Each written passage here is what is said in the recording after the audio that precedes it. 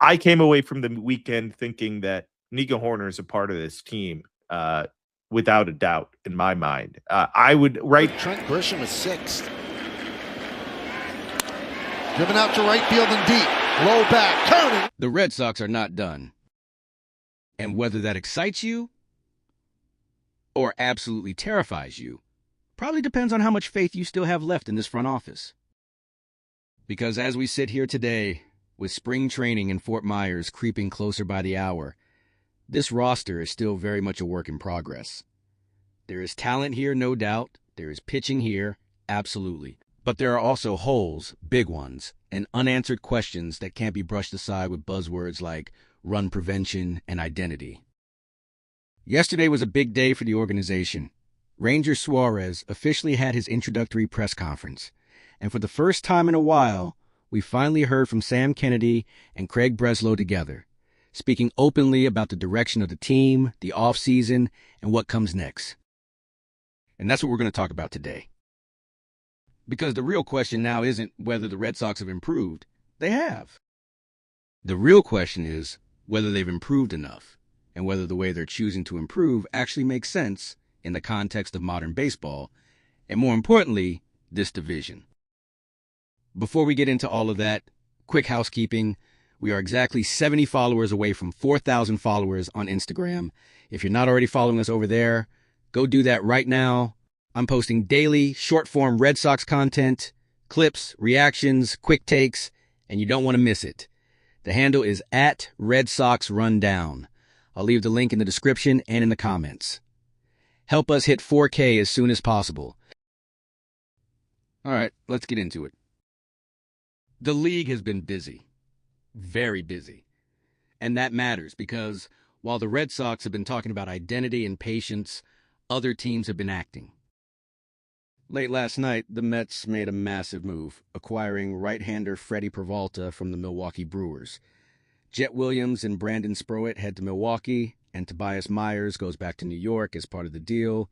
And yes, this one stings. It stings because the Red Sox were linked to Freddy Peralta for basically the entire offseason.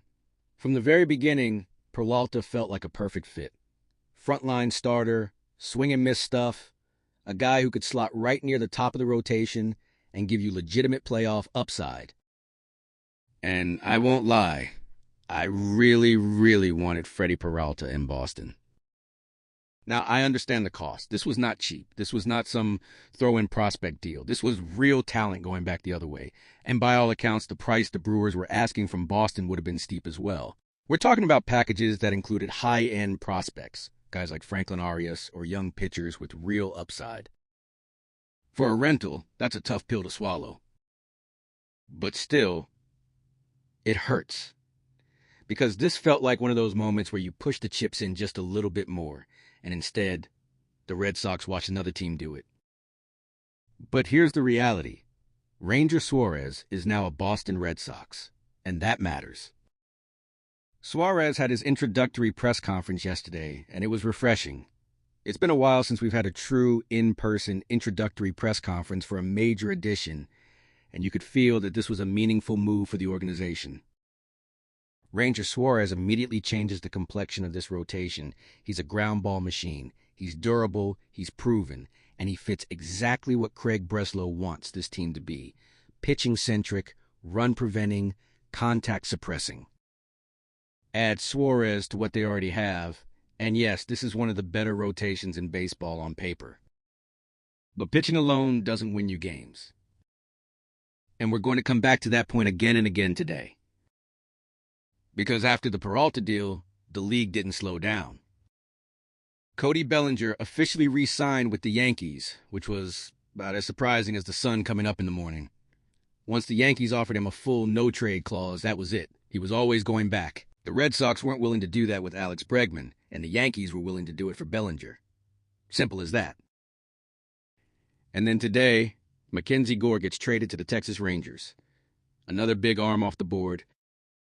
Another reminder that teams around the league are not waiting. Spring training is only a few weeks away. Which brings us to the Red Sox and what they still haven't done. This lineup is incomplete.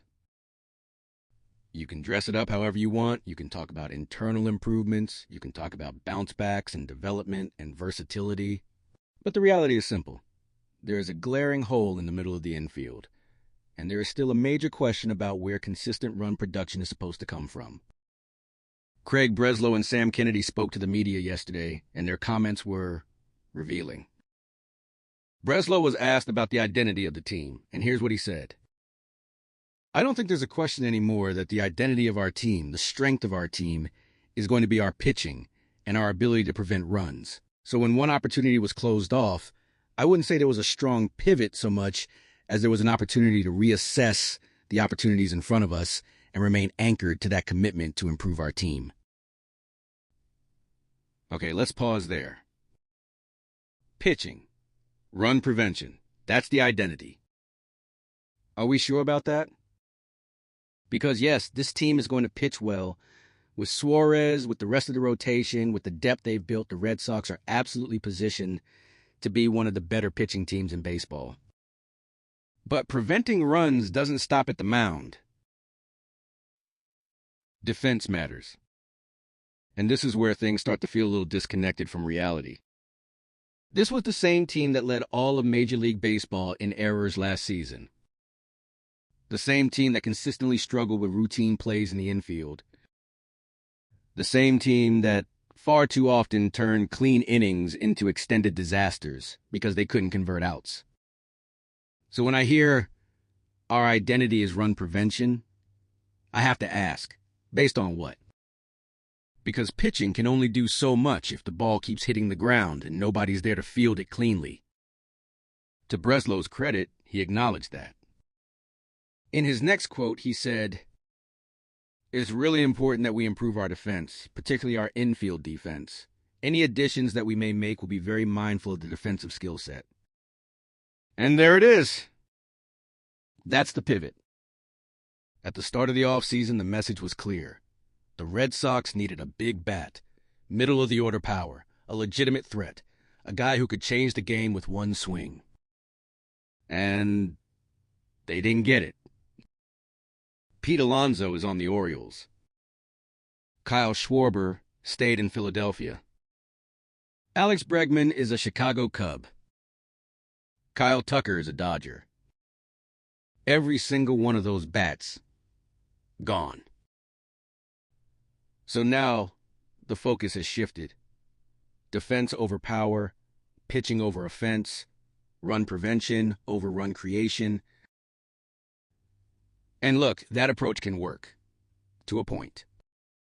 Yes, if you add elite defenders to this roster, the pitching will play up even more. Ground balls turn into outs. Soft contact stays harmless. Games stay close. But baseball's not played on paper. And good pitching plus good defense does not guarantee wins if you cannot score. Rob Bradford put this perfectly earlier today, and it really cuts to the heart of the issue. The Texas Rangers led the majors in ERA last season, and they didn't make the playoffs. They went 16-62 when scoring 3 runs or fewer. That is the danger. You can have elite pitching. You can prevent runs. You can play clean defense. But if your offense disappears for long stretches, and this Red Sox lineup has a proven history of doing exactly that, you're going to lose a lot of games. This lineup strikes out too much. This lineup struggles mightily with runners in scoring position. This lineup still lacks consistent middle-order thump. Yes, you added Wilson Contreras. That's a good move.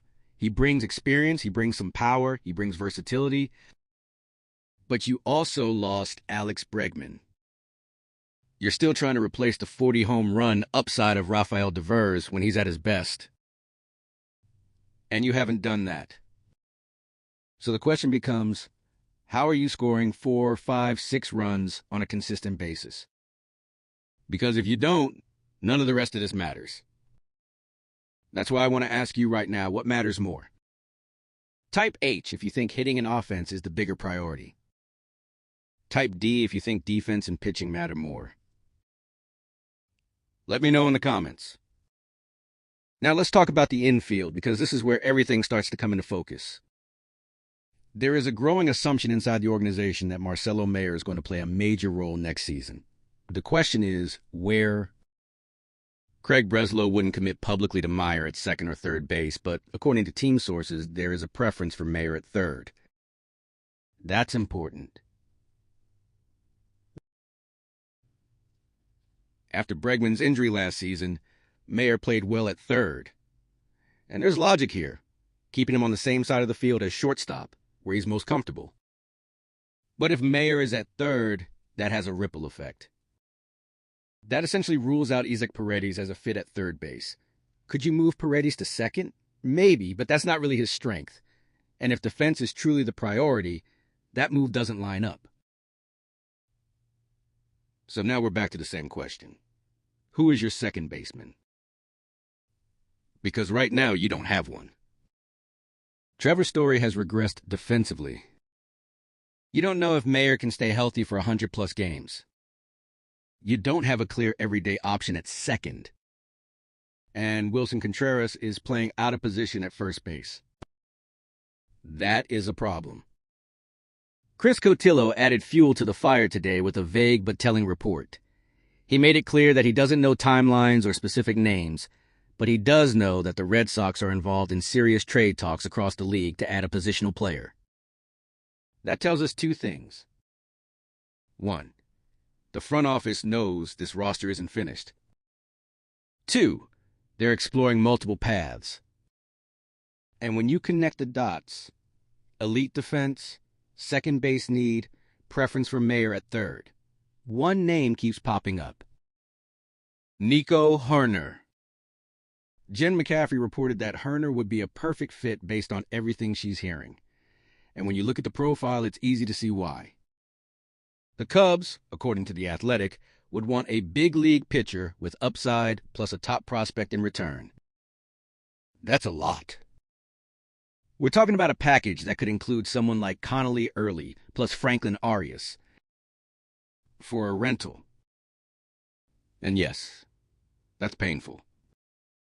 Nobody likes the idea of giving up that much for a player you might only have for 1 year. But here's the uncomfortable truth. At this point, the Red Sox don't really have a choice. If Mayer is your third baseman, if you're prioritizing defense over power, if your identity is truly run prevention, then you need elite infield defense. And Nico Hoerner is exactly that. Offensively, he's not flashy. He's never going to hit 30 home runs. His career high is 10, but he hits for average. He doesn't strike out. He puts the ball in play. He drives runners in. He creates chaos on the base paths.